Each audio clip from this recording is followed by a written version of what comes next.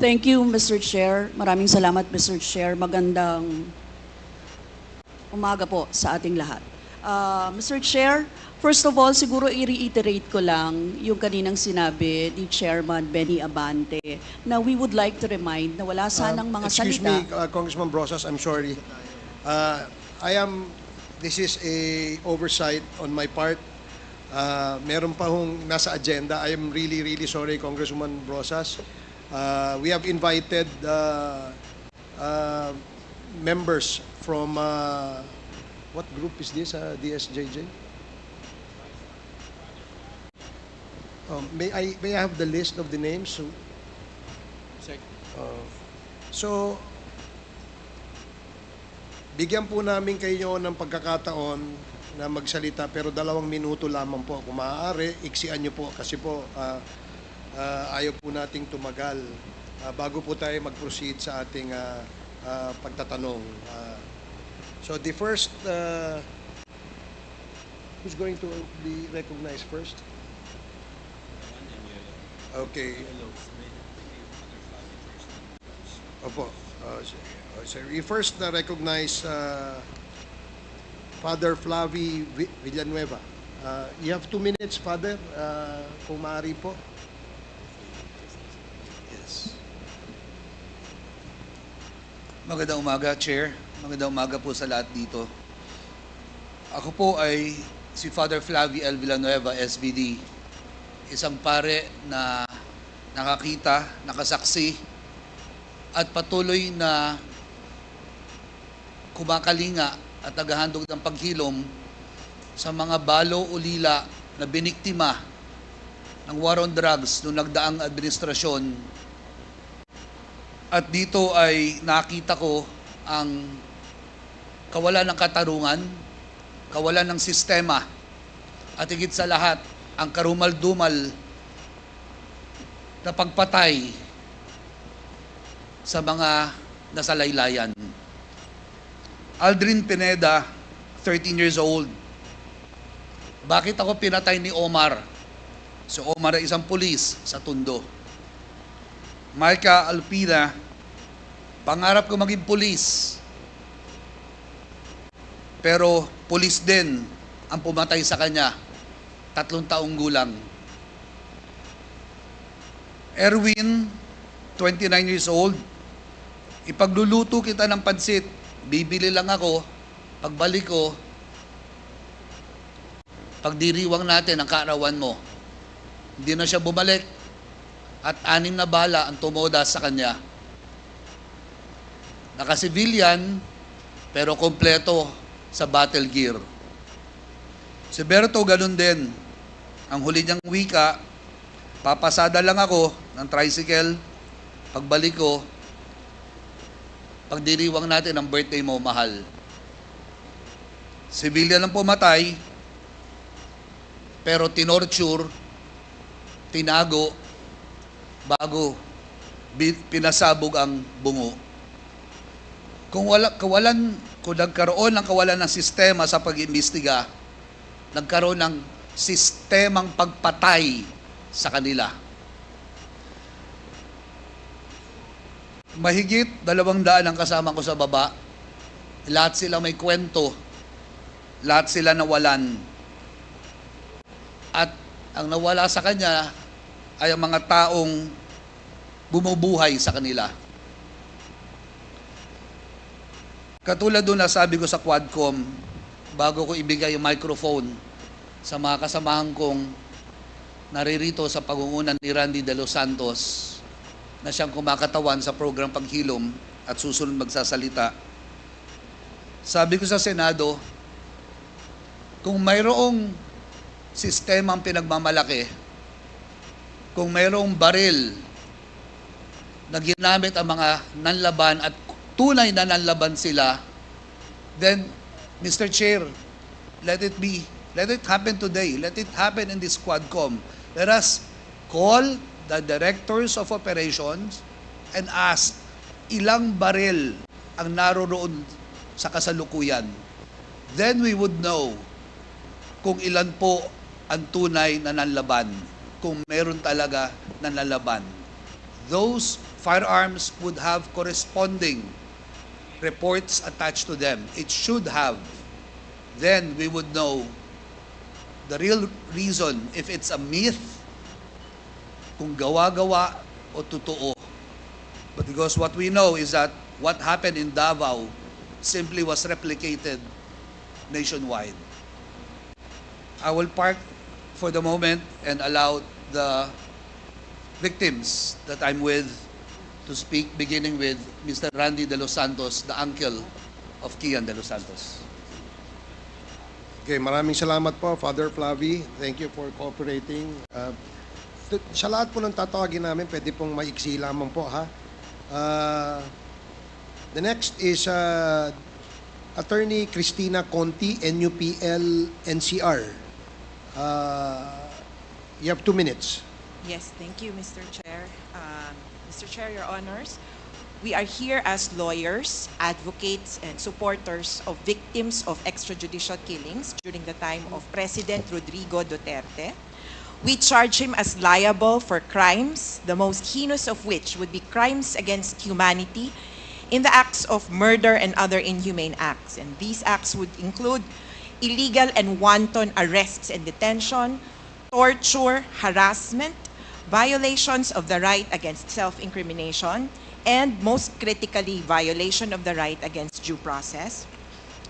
He is liable under the principle of command responsibility as the most senior leader, as the commander and the superior authority over police and other state security forces. He is liable for conspiracy because of the institution of a state policy to neutralize, negate, whomever he identified as so-called quote-unquote enemies of the state under the guise of anti-drugs, anti-criminality, and anti-insurgency campaigns.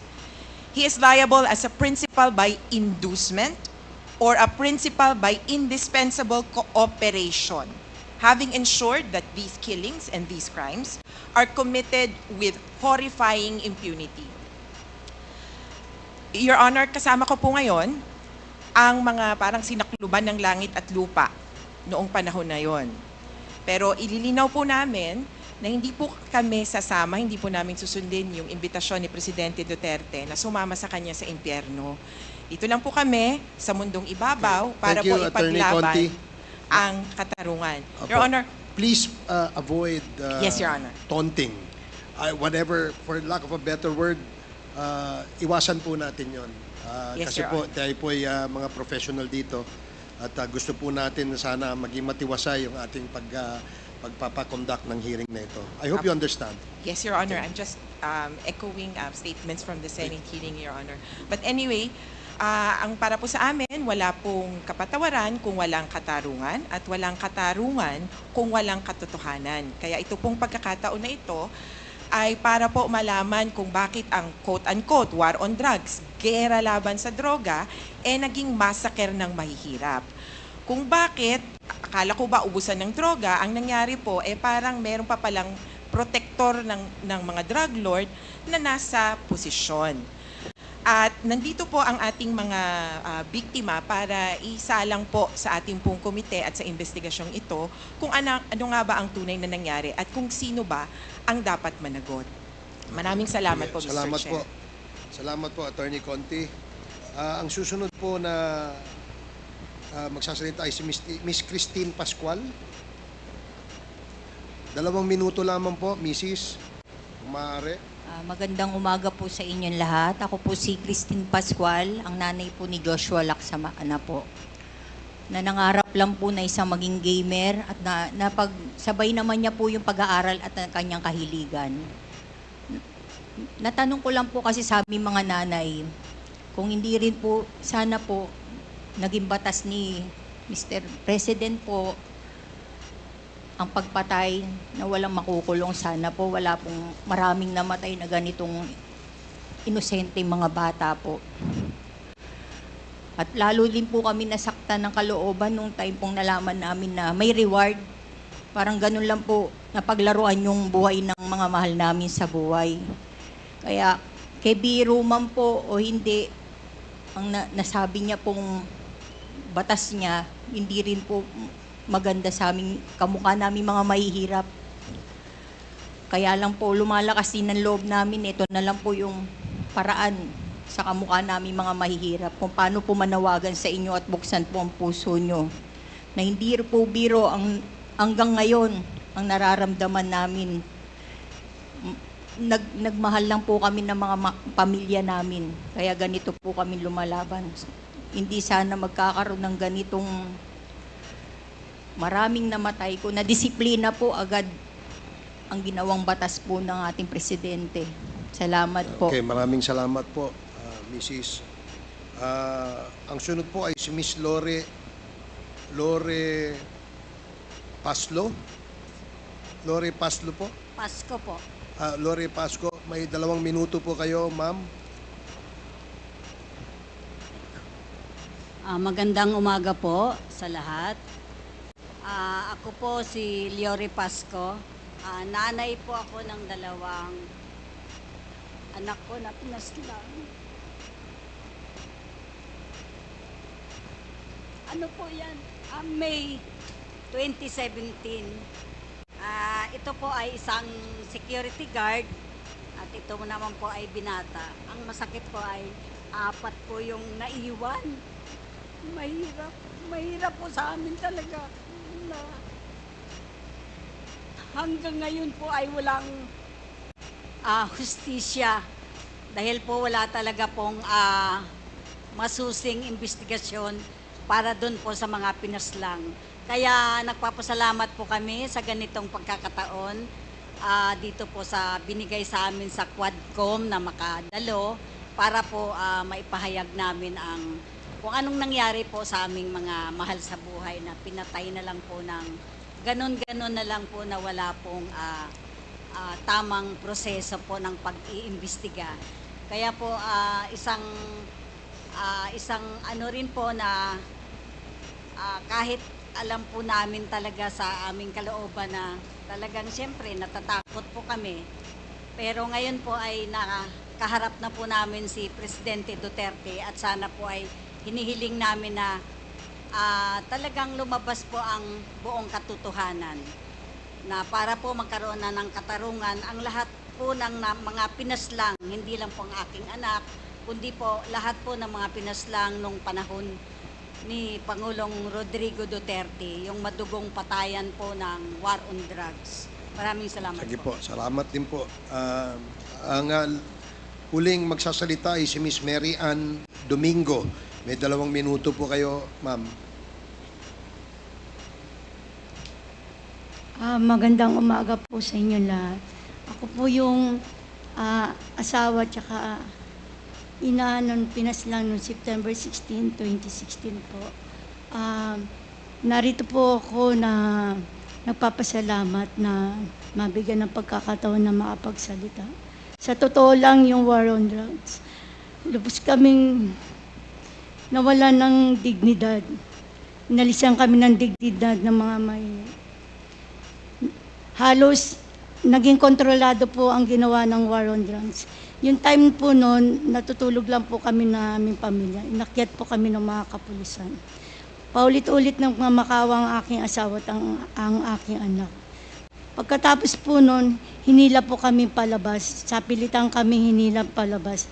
At makikita mo po doon na pati yung isang anak ko po ay binitbit sa van.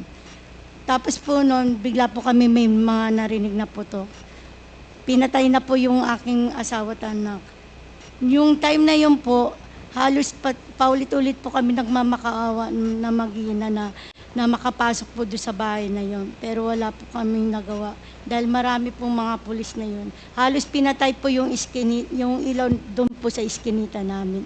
Pagkatapos po noon, nung nadala po sa hospital yung aking asawa at anak, may lumapit po na mga kapulisan. Hindi ko po alam na soko po yun, tsaka funerarial na po yun. Yung time na yun, hindi pa po napapaslang yung asawa at anak ko. Nandun na po yung mga pulis na yun. At yung funerarial na yun, na kala ko po mga pulis po yung kasama po nila. Halos naging kontrolado po yung ginawa nila no, na yung ginawa po nila yun ay hindi po tama. Kaya narito po kami na sana po mabigyan ng hustisya kami mga biktima. Okay, maraming salamat po, Mrs. So, we will now proceed. Congresswoman Brosas, you are recognized. You have 10 minutes. Pasensya na po sa ating oversight. Thank you, Mr. Chair. Maraming salamat, Mr. Chair. Mr. Chair, again, i-reiterate ko lang, Mr. Chair, yung reminders no, na hindi magsabi ng pagmura siguro kasi sanay po yung nakaraan. Kahit po sa Senate hearing, may mga ganun. Ano? Respeto naman sa atin dito.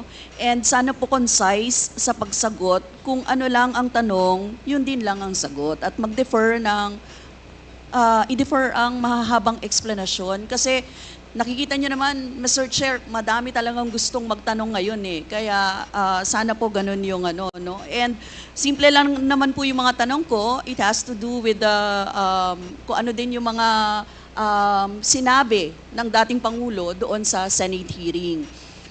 Yan, Mr. Chair. First, yung observed decorum. Tapos, syempre, tulad po ng sinabi ni Chairman Abante, hindi po tayo mangingimi na mag-point of order kapag nilabag po itong mga ito. Yun. Now, Mr. Chair, I would like to direct my questions, Mr. Chair, to Rodrigo Duterte. Mr. Chair, noong October 28, sinabi ni dating Pangulong Duterte, under oath, sa harap ng Senado, and I quote, I and I alone take full legal responsibility sa lahat na nagawa ng mga pulis. Pursuant to my order, ako ang managot. At ako ang makulong, wag yung pulis na sumunod sa order ko. Ang tanong natin, Mr. Chair, the families of innocent extrajudicial killing victims are present. Yun po yung pinagsalita nyo kanina.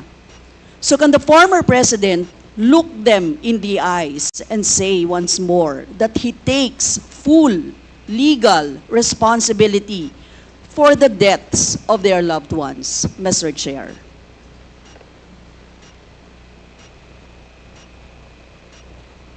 Mr. President, can you, What's the question? what is the question? Can you repeat the question? Mr. Chair, sinabi niya po na full responsibility. So, Mr. Chair, totoo ba yan? Correct. Very correct. Since I was a president, and there was this, until now, serious problem about drugs, I had to issue or make a policy statement about drugs.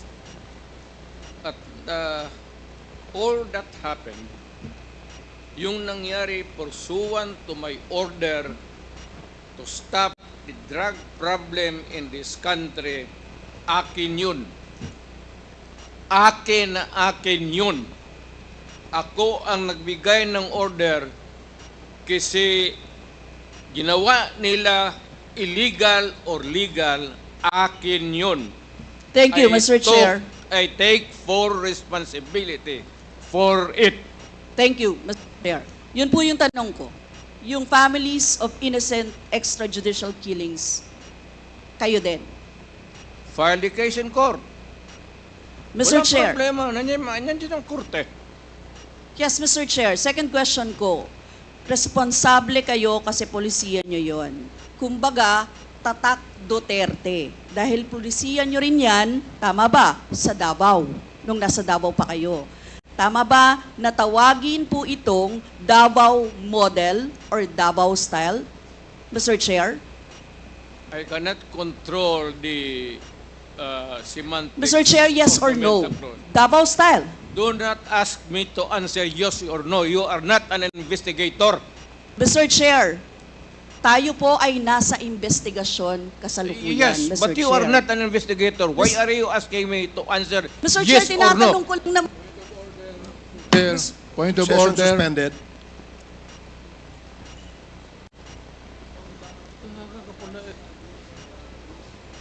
Point of order, Mr. Chair. Ano ka, police?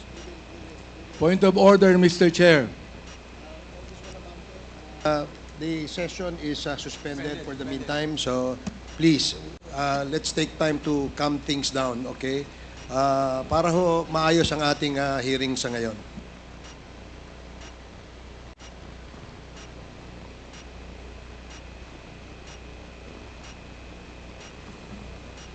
Hearing is resumed. Please proceed, Congresswoman Rosas. Yes, Mr. Chair. Napakasimple lang po ng tanong ko. Tinatanong ko lang po kung yes or no, Davao style ba yung inyong modelo. Mr. Chair, ayaw niya sagutin. So, Mr. Chair, hindi ko maintindihan yon. I'm What is sorry, your personality, Your Honor?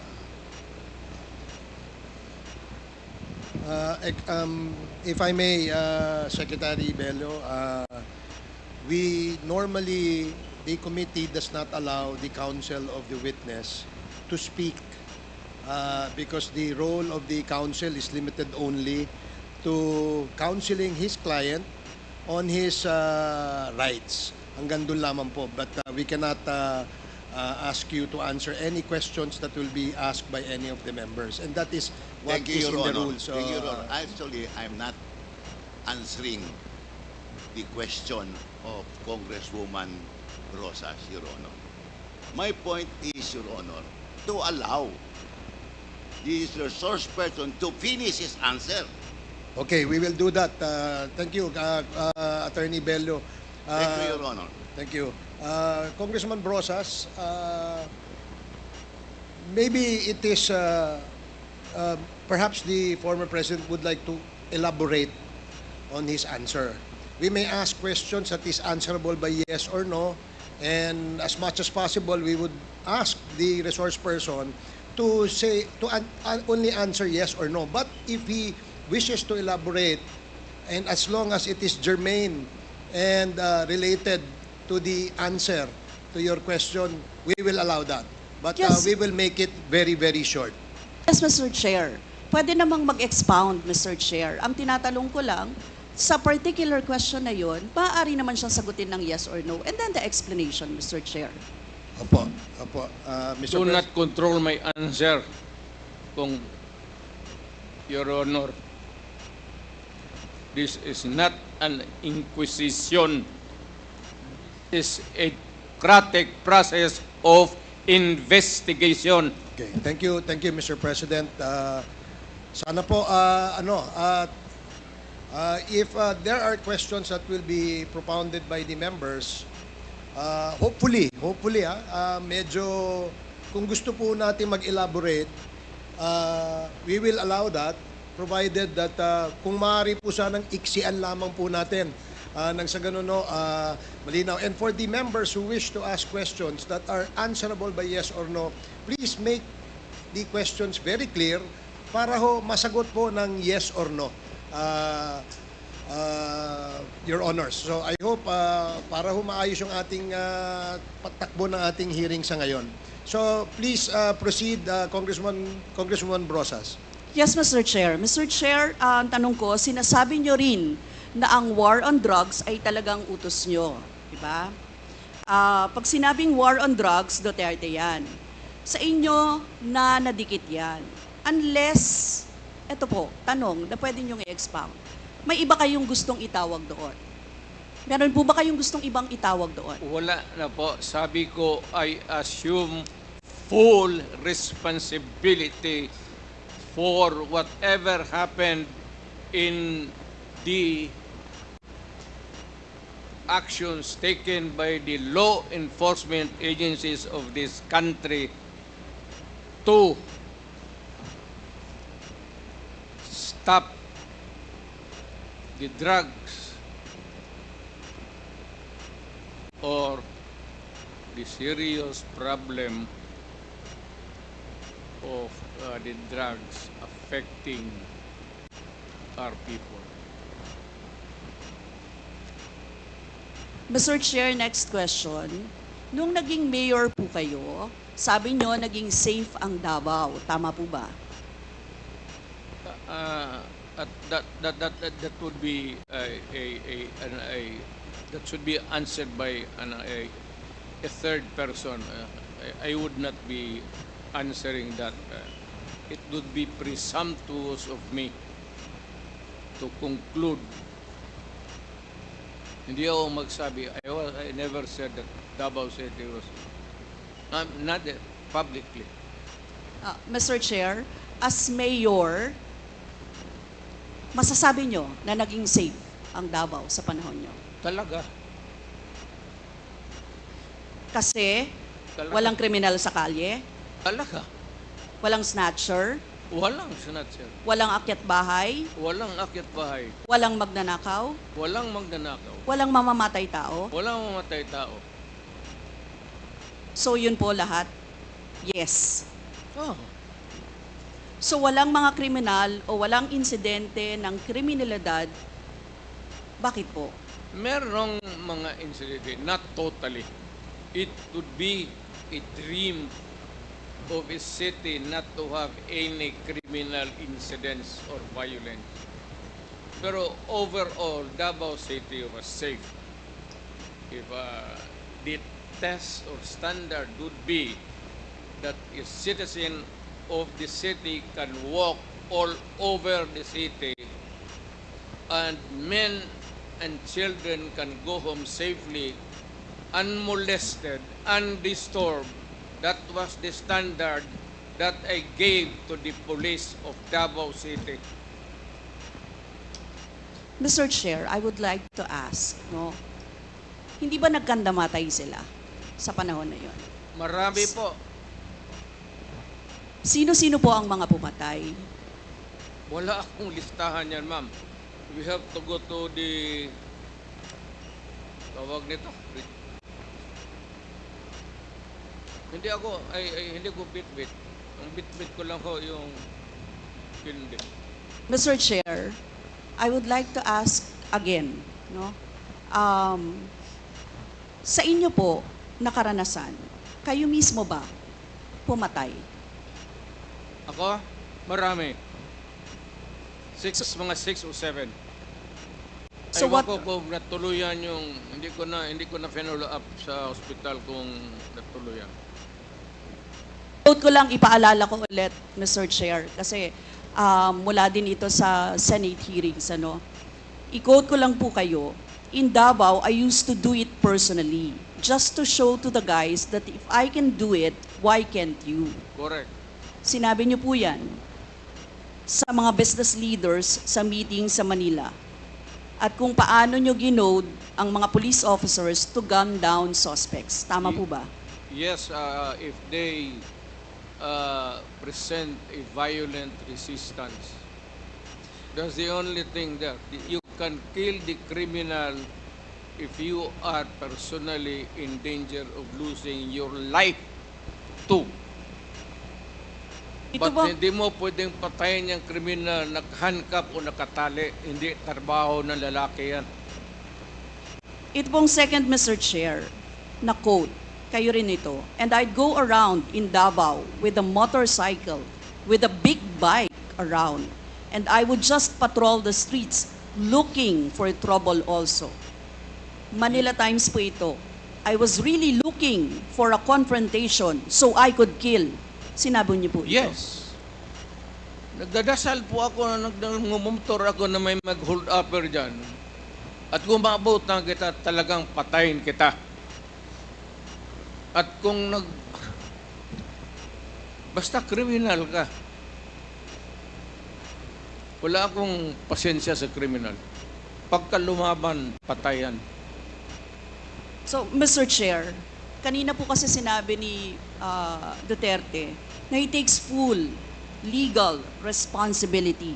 Yes. Siya ang mananagot at Yes. makukulong sa ginawa ng mga kapulisan. Yes. Kung sa inyo po ang policy, inaako nyo rin ang accomplishment nito. Yung lahat po, kasi kung naaalala ko sa war on drugs, yung mga accomplishment, may nahuli, nagbebenta, gumagamit, gumagawa ng droga. Lahat yan. Ma'am, if you are the city executive or mayor, lahat ng utos mo na ginawa ng police and all the consequences sagot ko yan. Pati ang ginawa ng pulis, sagot ko yan.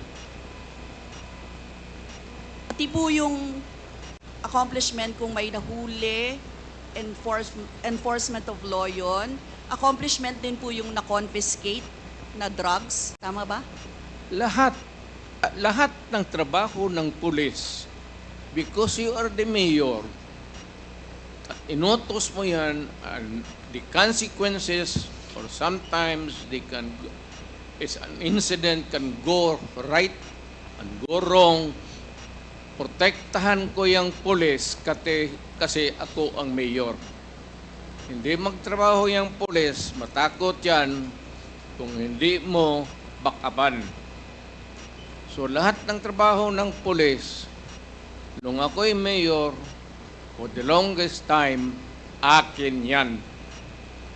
So, Mr. Chair, alam niyo po ba kung ilan ang arrested sa mga drug operations at how much ang drug na na-seize nung time na yan? Ma'am, I was not notified in advance that I have to make an accounting for the arrested persons in Davao City. That is, I would not want to. That would not be a proper question. For a Mr. Chair, resource sabi niyo person. yung accomplishment report sa inyo yan. Accomplishment, yes. Accomplishment is another thing. But you see, to ask for the number of arrests or killings, that would be a stupid question. Mr. Chair, sinabi po ninyo na aakuin nyo lahat. E di syempre may accounting din kayo, Mr. Chair. At kabisado nyo, kahit nga kabisado ninyo kung ilan ang hinuli, ilan ang pinatay, ilan. Dapat may accounting kayo, Mr. Chair. And I believe, Mr. Chair, noong 2017, correct me if I'm wrong, may President's Accomplishment Report kayo, Yes, Mr. ma'am. Chair. Tanungin kita, where were you the other day at 4 o'clock in the afternoon? Point of order, Mr. Chair. Yan nga sinabi ko. Yes, may I remind our resource person, Mr. President, maaari po ay wag po, iwasan po natin magtanong sa ating po mga membro. Please answer the questions lamang po at refrain from asking questions to the members of Congress. Yan po ang nakasaad sa ating rules. Please continue, Congresswoman Brosas. Thank you, Mr. Chair. I'm sure alam po yan ng former President kasi siya ay naging miyembro din ng Kongreso, Mr. Chair. Yes. Yes, Mr. Chair, 2017 President Accomplishment Report meron, sinabi nyo rin naman. Ngayon, Mr. Chair, kung ganon, handang mag-cooperate ba ang dating Pangulo sa lahat ng investigations na gagawin, Mr. Chair? All investigations. What do you mean by lahat? How many investigations do you think that I have to participate? Point of order again, Mr. Chair. That's a 1 minute suspension. walang pre.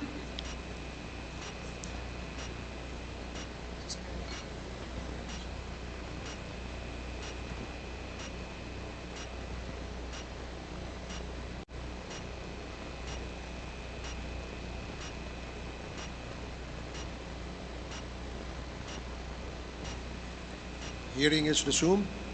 Again, let me remind our resource person as well as our members that please refrain for the resource person, refrain from asking questions to the members. Please limit your reply to the questions being asked. At sa atin naman po mga members, please go straight to the point. Ask the resource person the question that you wish to be answered. Direkta, para ho hindi tayo magtagal. Mr. Chair, Yes, you have, Congresswoman Brosas, you have 4 more minutes. Mr. Chair, may I interrupt? I am asking the... Is this related, Mr. President, Yes, to the it is question? related. I am asking yung nagtatanong to lay the predicate first Okay, before, sige po. para hindi tayo mawala Sige po. Congresswoman Rosas, I hope you can consider the opinion of the resource person by laying the predicate before you ask the question directly to the former president. Yes, Mr. Chair. Mr. Chair, siguro, tatanong ko na lang diretso, Mr. Chair. Yung former president ba ay willing na mag-cooperate sa investigation sa ICC? Kaugnay dito? ICC, ma'am. I'm asking the ICC to hurry up, and if possible, they can come here and start the investigation tomorrow. This issue has been left hanging for so many years. Matagal, ma'am, baka mamatay na ako, hindi na nila ako maimbestiga. So I'm asking the ICC through you na pagpunta na sila dito bukas, umpisahan na nilang investigation. And if I am found guilty, I will go to prison and rot there for all time. Mr. Chair, balikan ko lang yung isa ko pang tanong, Mr. Chair. Ito sa Senate hearing dito, Mr. Chair. Sinabi ni former President Duterte, encourage the criminals to fight. Encourage them to draw their guns. Yan ang instruction ko. End of quote. And the only way na hindi kayo makulong and to justify the killing is bigyan mo talaga ng panahon na lumaban. Tama po ba? Yan ang sinabi ninyo. Yes, because that would be justified kung lumaban. Yan, kasunod pa lang po yung Ang question ko. utos ko- Ang question ko po ay bakit nyo ine-encourage yung kriminal na lumaban? Para medyo maminus-minus ang problema sa syudad ko. Kung may criminal dito na 50, kung mapatay ninyo yung 30, di 20 na lang, hindi na masyado problema dyan sa akin. Ibig sabihin, Mr. Chair, hindi mapaparusahan ang nakagawa ng krimen in self-defense. Hindi man sadya. Siya, alam naman trabaho ng police, ma'am. The policeman should know when to kill and when to injure. Hindi naman kailangan sabihin nun. May elements naman ng self-defense. Alam niyo yon, Mr. Chair. Not self-defense, man. Performance of duty. Performance of duty, but elements of connected with self-defense. that performance of duty is self-defense. So, Mr. Chair, ano-ano yon? Ang what? Elements of self-defense, Mr. Chair. Self-defense is when you defend yourself to avoid injury, serious, or you die. That is applicable also to a policeman who is performing his duty, because the policeman has to confront, ang civilian has to iwasan. But a policeman, a law officer, if you are a law officer, you have to confront the criminal. Ang sanabi ko sa kanila, huwag kang pumunta dito sa akin isina na may sugat ka, sipain kita, patayin mo. Bakit ikaw ang may sugat? Wala akong my language is brutal and raw for criminals. Wala akong pasensya, ma'am. I've been a prosecutor for 9 years. Talagang sinabi ko, pag hindi na mahinto yan, patayin mo na yan. Huwag mo nang pabalikin niya dito sa opisina ko. Thank you, really Mr. want Chair. to know the truth. Ganon. Last two questions, Congresswoman Rosas. Yes, Mr. Chair. Mr. Chair, gusto ko lang sabihin na sa elements of self-defense, first, dapat unlawful aggression. Second, reasonable necessity of the means employed to prevent or repel it. And third, lack of sufficient provocation on the part of the person defending himself. Mr. Chair, now I would like to direct my question to sa victims po, si Christina siguro at si Lori or si Mary Ann, Mr. Chair. Ano po yung sirkumstansya or kalagayan ng mga nangyari sa pagkapatay ng inyong mga mahal sa buhay, Mr. Chair? Hanggang ngayon po, mahirap pa rin po sa kalooban namin Ang mahirap lang dun kasi yung mahirap ka na tapos may mga pinagdadaanan ka pa po na ganito na hindi basta-basta na nahihimpasan ng ano, kumbaga araw-araw, puro sakit ng loob, dasal, kung ano ba yung pinaglalaban namin ito. Salamat po. Mr. Chair, tatanong ko lang, ang susundan ko lang yung tanong ko. Ang tanong ko kasi ay, nagkaroon ba ng self-defense? Parang ganyan eh, di ba? Ang Nanlaban. nangyari. Nanlaban ba yung Yun po inyong... ang sinabi nila sa akin na nagkamotor po yung bata na wala namang motor na hindi marunong magmotor. Yun pong nanlaban, yun po yung sinabi nila sa akin na nakipag-anuhan po daw ng baril. Pero ano ang nalaman ninyo sa investigasyon? Laban ba? Well, Meron bang unlawful aggression? Meron bang reasonable necessity para i-employ or i-prevent or i-repel yun? Meron bang lack of sufficient provocation mula sa parte ng tao na dinidepensahan yung sarili niya? Sa lahat po ng mga nalaman ko po, dahil wala na rin naman akong ganun kaalaman ng ganyan po, lahat po yun gawa-gawang kwento po at wala rin pong napakitang ebidensya na nagsasabi ng katotohanan na nanlaban po yung bata. Si Nanay Lori siguro.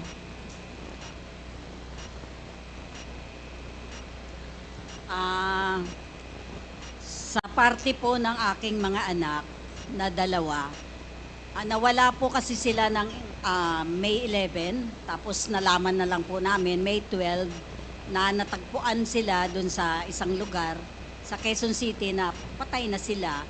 Kaya kumbaga, doon sa balita, yun yung napanood ng anak ko na sabi nga daw ay police operation. Pinaghahabol daw sila ng mga pulis hanggang sa nahuli sila at pinagbabarel. Yun po, kasi kukuha lang naman ng lisensya itong kuya, si Crisanto, kasi isa po siyang security guard. Kumuha lang siya ng lisensya noong May 11, pero hindi na ho siya nakabalik. Tapos kinabukasan ho, yun na, napanood na siya sa isang news sa TV na yun nga, natagpuan na sila na patay na. Tapos yun, pinaghahanap na po namin. Si Nanay Mary Ann. Yung time po nung pinas lang yung mag-ama ko, sa totoo lang, planado po ng mga pulis yun, na pumatay po sila. Ang hinahanap po nila, hindi po yung mag-ama ko, yung yung kapatid ng asawa ko. Nasa police report po nun. Halos planado po nila, nandyan na po yung soko, andyan na yung funeraria, na halos sa amin bilang mahihirap, wala kaming magawa. Halos talagang yung ginawa ng mga opisyal ng mga kapulisan na imbis na magtiwala kami, nawalan kami ng tiwala. Halos sa tingin po namin parang mga ano na po sila. Hindi na po nila ginagampanan yung mga obligasyon nila bilang mga pulis. Kaya yung time na yon, hindi po makatao yung ginawa nila sa aming mga mahihirap. So sa tingin niyo po hindi nanlaban? Hindi po. Sa liit po ng bahay po namin, halos 3x3 lang po yung bahay namin. Kwarto lang po. Wala pong mga barilang mag-ama ko. Halos nakaload na po yung mag-ama ko nung time na yun. Paulit-ulit po kami nagmamakaawa. Pero pinas lang pa rin po yung mag-ama ko. Thank you, Mr. Chair. That would be all. Thank you. Lumalabas doon na may mga excesses talaga at mga violations na naganap, Mr. Chair. Mr. Chair, thank you, Mr. Chair. And siguro, Mr. Chair, for the next round of interpellations, pwede pong palista ulit. Maraming salamat, Yes, Mr. opo. Chair. Meron po tayong second round. So,